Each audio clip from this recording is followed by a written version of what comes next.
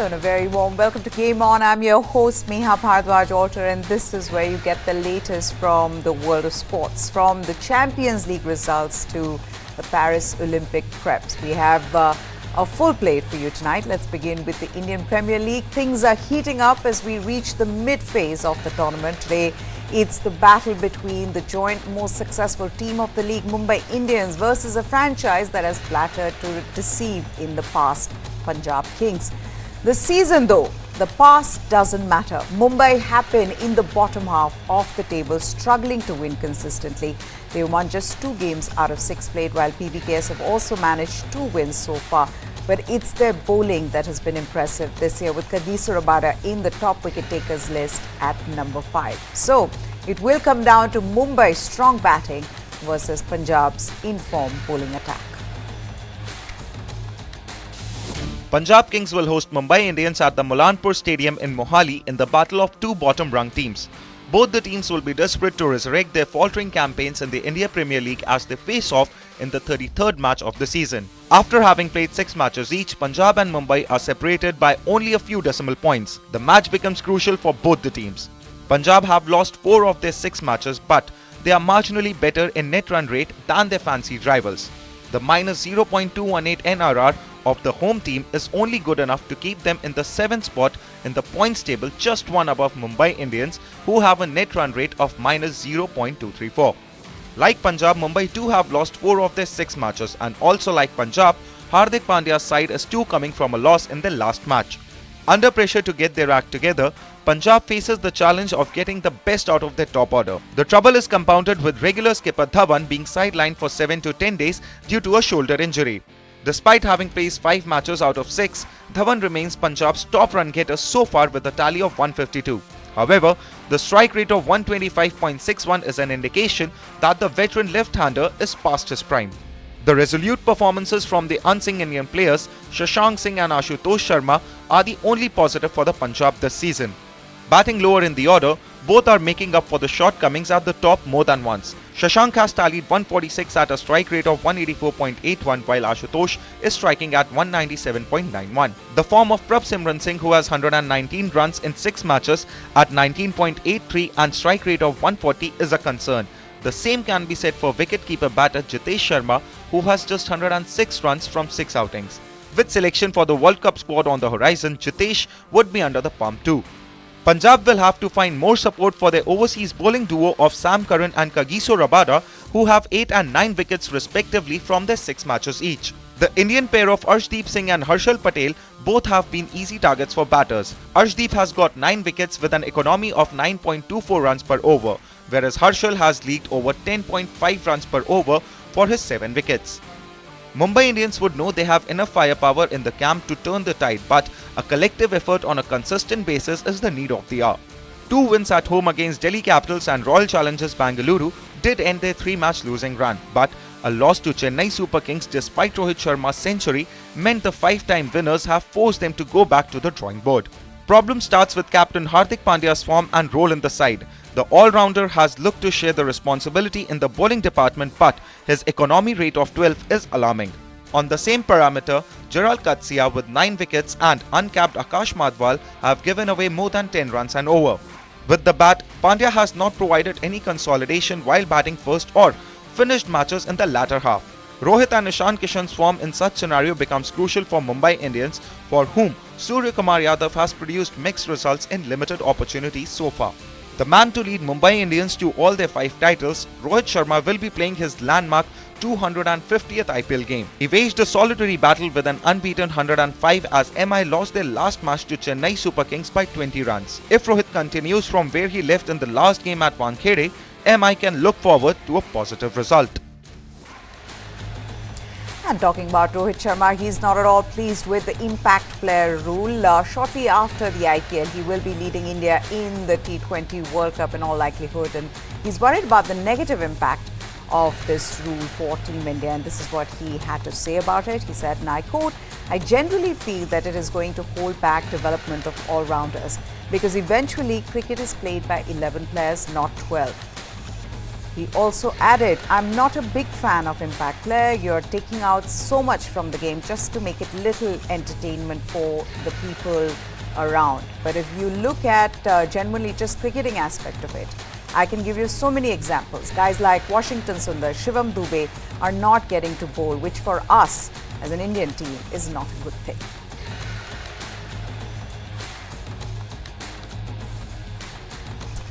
Right, let's talk about the result from last night. A 6-wicket win over Gujarat, over host Gujarat Titans in Ahmedabad. Last night has moved Delhi Capitals up 3 spots to 9th place on the IPL points table. In fact, the 6th place they are now in the IPL's points table, having opted to field DC captain Rishabh Pant put in a masterclass in wicket-keeping to spinners while marshalling his bowlers excellently as the visiting team bowled GT out for 89, their lowest total in the IPL, before chasing 90 in 85 overs. Now, after a couple of days of monstrous T20 batting in which several records were broken, yesterday's match in Ahmedabad was won for the bowlers. 16 wickets fell in a little more than 26 overs as DC took all 10 GT wickets inside 18 overs and later lost 4 wickets when chasing the lowest target of the season so far. And at the heart of Delhi's win was their skipper Rishabh Pant, who held 2 catches and effected 2 stumpings in what was a brilliant display behind the stumps. After winning the toss, Pant chose to put GT in and looked on as 4 wickets fell in the first 5 overs of the match. Shubman Gill was the first to go when he chipped a catch to Prithvi Shaw at cover of Ishant Sharma's bowling in the 2nd over, followed by Riddhiman Saha in the 4th over, who was bowled trying to hit Mukesh Kumar. A direct hit from Sumit Kumar then ran out Sai Sudarshan of the first ball of the 5th over, and 4 balls later it was Pant who took centre stage when he held a superb one-handed catch diving to his left to get David Miller cheaply off Ishant. Reeling at 30 for 4 after 5 overs, GT never recovered to put a challenging total on the board, and for this DC had Pant to thank. Sensing an opening, Pant turned to Tristan Stubbs to bowl the 9th over, and the part-time spinner was rewarded with 2 wickets. Stubbs, who previously had taken just 6 wickets from 70 T20 matches, just had to toss the ball up gently with his off-spin and looked on as Pant did the rest. Off the South Africans' 3rd ball, Abhinav Manohar played forward and was brilliantly stumped by Pant, and then to the very next ball, Shah Rukh Khan was also stumped as the ball skidded down his pads and deflected off Pant's gloves for a 2nd stumping. These 2 wickets left GT down and out at 48 for 6. And barring Rashid Khan's 31, in fact, of 24 balls, there was no fight left in the innings which ended at 89 midway through the 18th over as Mukesh picked up 2 more wickets to end with 3 for 14. Also taking a wicket was Akshar Patel, who trapped Rahul Tewatia LBW for 10, while Kuldeep Yadav bowled his 4 overs for just 16 runs. Set a target of 90, DC began aggressively as Jake Fraser McGurk gave a brief demonstration as to why he has replaced his injured hero David Warner, hitting 2 sixes and 2 fours in his 20, which came off 10 balls. Given license to enjoy himself on a tricky pitch by DC's head coach Ricky Ponting, the 22-year-old hit the 2nd and the 3rd balls of the innings, bowled by Sandeep Warrior for a 6 and a 4, and then hit his fellow Australian Spencer Johnson for a first ball 6. Johnson cut off Fraser McGurk in the same over, by which time DC had knocked off a quarter of their target at 25 for 1. Prithvi Shaw made just 7, but Abhishek Porel stuck at over 200 and getting 15 off 7 balls, and Shea Hope went at 190 during his 10-ball stay at the crease as DC went out trying to score as fast as possible. Pant was there at the end with an 11-ball 16 not out, steering the Capitals to a 6-wicket win with more than 11 overs remaining, which helped the team's net run rate move from negative 0.975 to negative 0.74 as they displaced GT from 6th position on the IPL points table. Now, ever since he made his return to competitive cricket after 15 months by leading Delhi Capitals this season, Rishabh Pant has been the cynosure of all eyes. How would Pant slot back after 15 months away from the game is what everyone wanted to know, since the 26-year-old underwent multiple surgeries after being left with injuries following a horrific collision in 2022. Pant is currently Capitals' leading run getter this season with 210, at a strike rate of 156, which includes a couple of 50s. But it is perhaps his glove work behind the stumps that will sway the BCCI selectors. He is the most successful wicketkeeper of IPL 2024 with 11 dismissals. To more than the next best, Jitesh Sharma with 8 catches and 3 stumpings. With the deadline for submitting T20 World Cup squads looming in the first week of May, plenty of focus has been drawn to Pant's wicket-keeping and batting so far. And as far as till today, he has ticked all the boxes.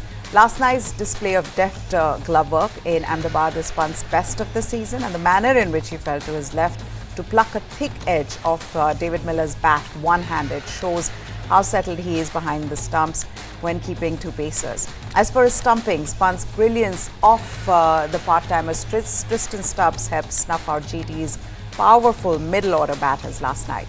The dismissal of the right-handed Abhinav Manohar was as swift as they come. As the batter was beaten when playing forward, Pant had the bails off in a flash as Manohar lost his balance momentarily and his appeal for stumps was upheld. Off the very next ball, Shah Rukh Khan went to sweep off his pads but missed, and after stepping out of his crease, the batter looked back to see himself also stumped by Pant.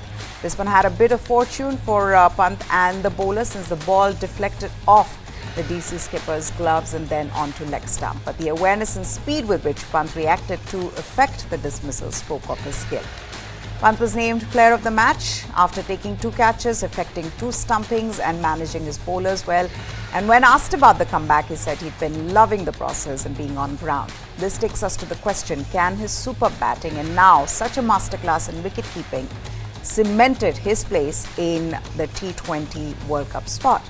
Well, with each game, he has been impressing one and all, and in Pant's absence, Ishan Kishan kept wickets in 11 T20Is, followed by Jitesh, who got 9 games, and Sanju Samson 6 matches. Jitesh was widely tipped to be India's preferred wicketkeeper for the T20 World Cup, given his performances and the fact that he's a finisher. But now that Pant has surpassed him in the wicket-keeping dismissals list in IPL 2024 and has scored 210 runs compared to Jitesh's 106, it seems as if Pant will be named as India's #1 wicketkeeper for the T20 World Cup. Now, after dismissing GT for just 89 runs, what was the conversation in the Capitals camp? This is what Pant had to say. He said that we talked about champion mindset. The only conversation was to get it as early as possible because we lost a few NRR points in a few matches and tried to cover it up. Definitely one of the best bowling effort by DC in IPL 2024. Still early in the tournament and we can still improve from here. The only conversation was to get it as early as possible. We lost those points, so we had to get it quickly.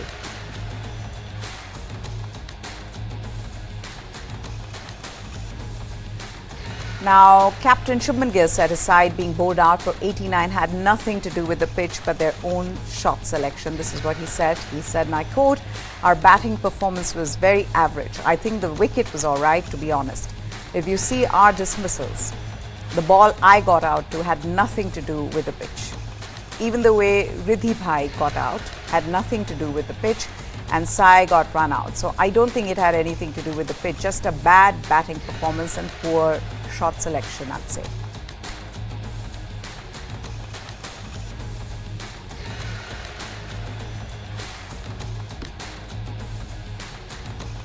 Okay, we're going to slip into a short break at this point. When we come back, Manchester City's hopes of qualifying for the Champions League semi-finals are dashed by Real Madrid. That and more when we return. Start with the end in mind. You need to know where you want to reach. Come into a stadium. This is the highest level of pressure. When I set out to do something, I decide in my mind that failure is not an option. What you feel very strongly about, those are the stories to tell. I have a mind which is absolutely restless. Mind and body are entangled sensations. That brings me back to golf. It's an amazing game. This is not a perfect game. You only learn from them. If you have a formula to a success, then you can replicate it. I feel this is my first step. I'm starting now. Winner is first born in the mind. I think, therefore I am. We are all about our mind. This and more, streaming on News 9+. Subscribe now. Okay, on to the Champions League results from last night. Holders Manchester City were eliminated from Champions League at the quarter-final stage following a penalty shootout defeat to Real Madrid in an epic encounter at the Etihad Stadium. Rodrigo had given Carlo Ancelotti's side the advantage on the night and in the tie with an early goal on the counter-attack. But Kevin De Bruyne's 76th minute equaliser took the game into extra time, in which neither heavyweights could deliver the knockout blow. Ultimately, Real prevailed over City in the penalties after Bernardo Silva and Mateo Kovacic failed to convert their attempts, with the 14-time champions winning 4-3 in the shootout. It was a sweet revenge for the Spanish club after City ousted them in last year's semi-finals on their way to winning their first title. After capturing their first treble of the Champions League, FA Cup and Premier League titles last season, City appeared on track to become the first team in history to claim the 3 titles in back-to-back years. However, Guardiola's men could not finish the task off despite completely dominating Real Madrid. City fired 33 shots to Madrid's 8 and took 18 corners to just 1 for the visitors. Manager Pep Guardiola was gracious in defeat. Listen to what he had to say after the match. First of all, congratulations to Real Madrid to reach the semi-finals. They defend so deep with incredible solidarity. So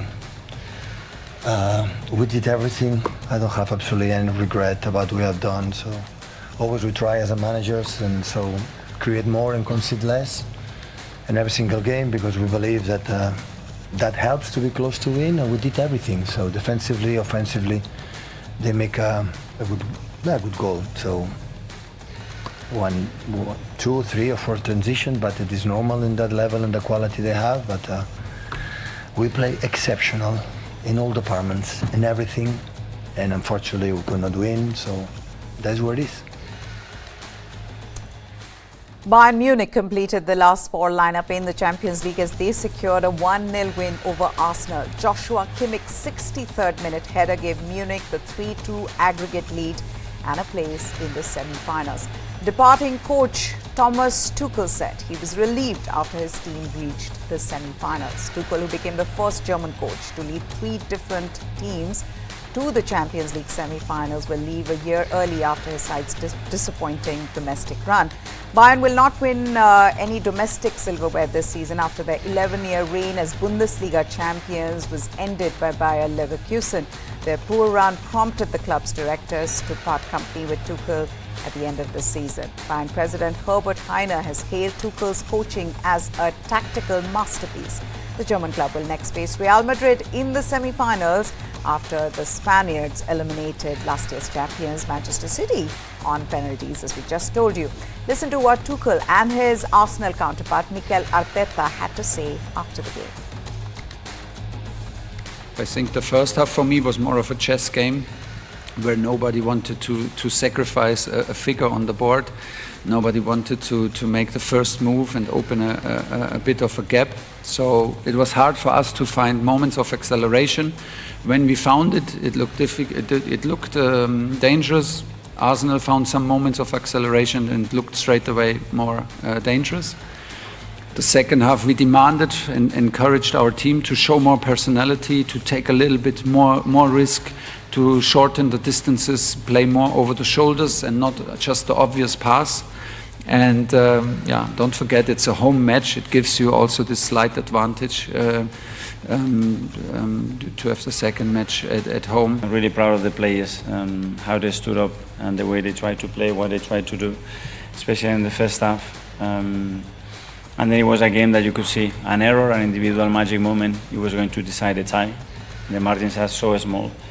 And yeah, we didn't defend well at all our box in that action, and we end up, after throwing everything and trying everything, not having enough to score a goal and have an option to go through the tie. Okay, let's move on to hockey. Indian men's hockey team is aiming to better the colour of their Tokyo 2020 bronze medal at the upcoming Paris Olympic Games. As the team prepares to end the 44-year-long wait for an Olympic gold medal, the National Hockey Federation has released this video to mark the 100-day countdown of the Games.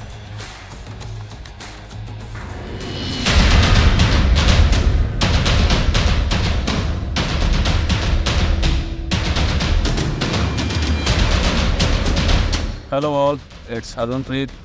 Just got back from that intense Australia tour. Yeah, it's time to spend time with family before we dive back into the grind. 100 दिन बाकी है Paris Olympic के लिए और excitement तो है ही. हमारी team की यूनिटी अभी भी सॉलिड है. सबका एक ही गोल है, गोल्ड मेडल जीतना. क्रेग हमारे कोच हमेशा ओलंपिक्स का काउंटडाउन देते रहते हैं हमारे वीकली शेड्यूल में. हर वक्त वो क्लॉक की टिकिंग का रिमाइंडर है जो हमें और ज़्यादा मेहनत करने को कहता है. हर दिन का हिसाब है, हर प्रैक्टिस का, हर ड्रिल का. सब कुछ वो ओलंपिक स्टेज के लिए तैयार कर रहे हैं.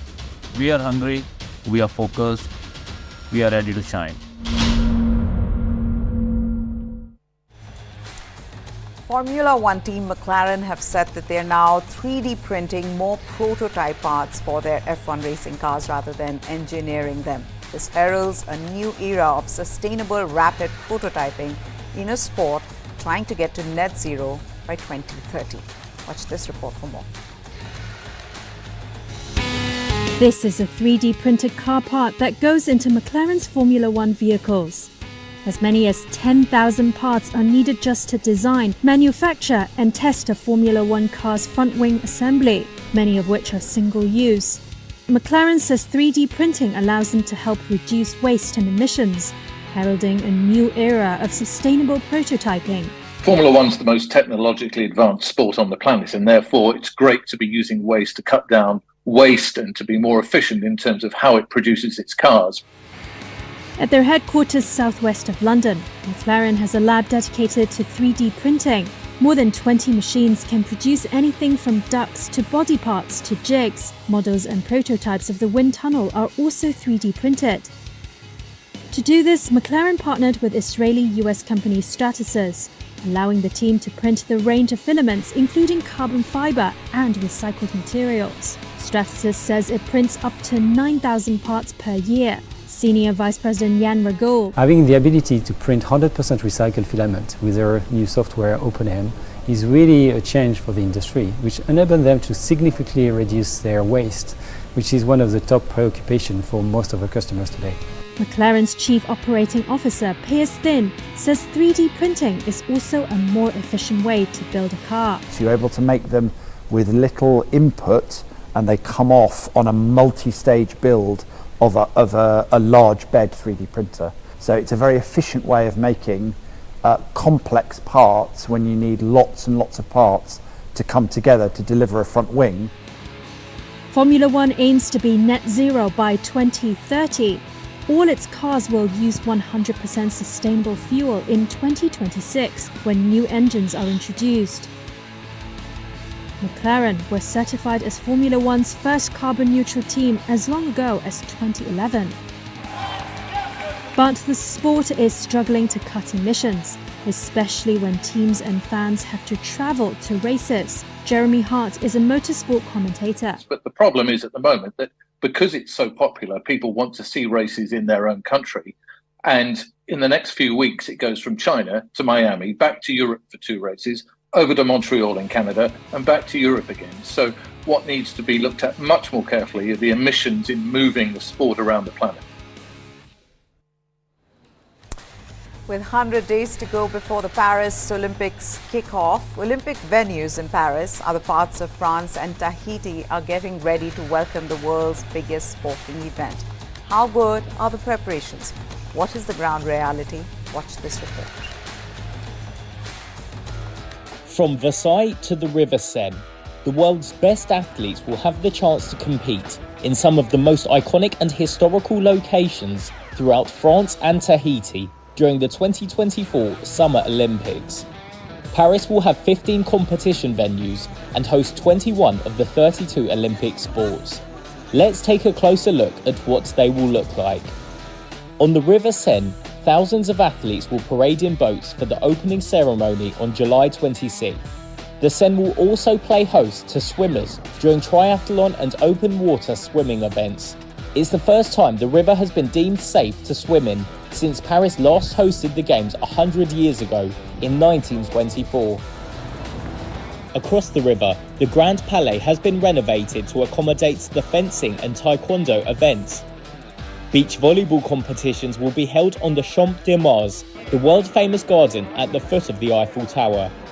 The Place de la Concorde will host the more urban events, including freestyle BMX, skateboarding and breakdancing.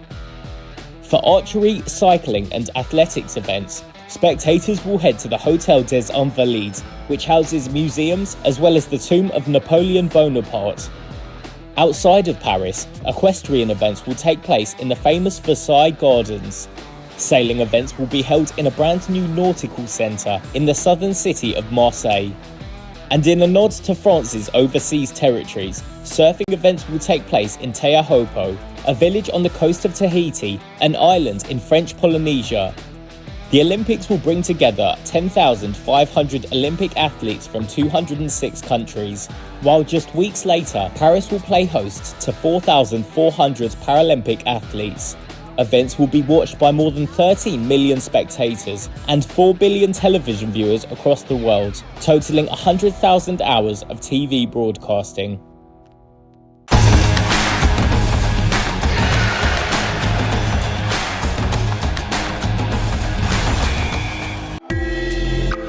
Currently, the industry is facing a lot of challenges as far as demand is concerned. Basically, the US markets has slowed down because of high inflation. So obviously, diamonds being a dream product, something which doesn't have a utility value or is seen as a luxury. So that obviously goes off your shopping list. That's the first item that will go off your shopping list, especially in recessionary trends. That lab-grown diamonds are not mined and they do away with the entire mining. So they save up on all the environmental damage that is associated with mining and of course, the mining cost, which is why they're even more affordable.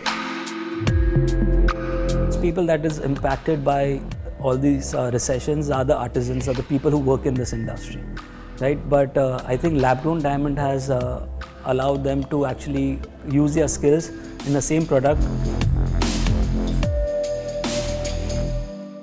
This and more streaming on world's first news OTT, News 9+. Download now. How do you fulfill that promise? Because ultimately expectations have to be met. If you look at the political landscape, is it really changing for women? And what is the inability of the forces that dead bodies surface but not the living people?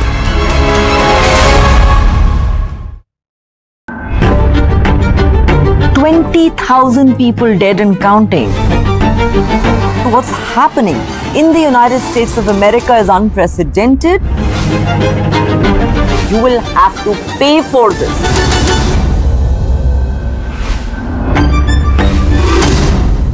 The football is mother of all games. It is a team sport. The leadership attitude is taking the ownership. It's always a big responsibility to take decisions and the right decisions. I always question the stereotypical. And that's why you are in that position. This and more, streaming on News 9+. Subscribe and get free vouchers. There's a new video around what deepfake can do. We have seen a trailer of this a few days back. Rollers should not be only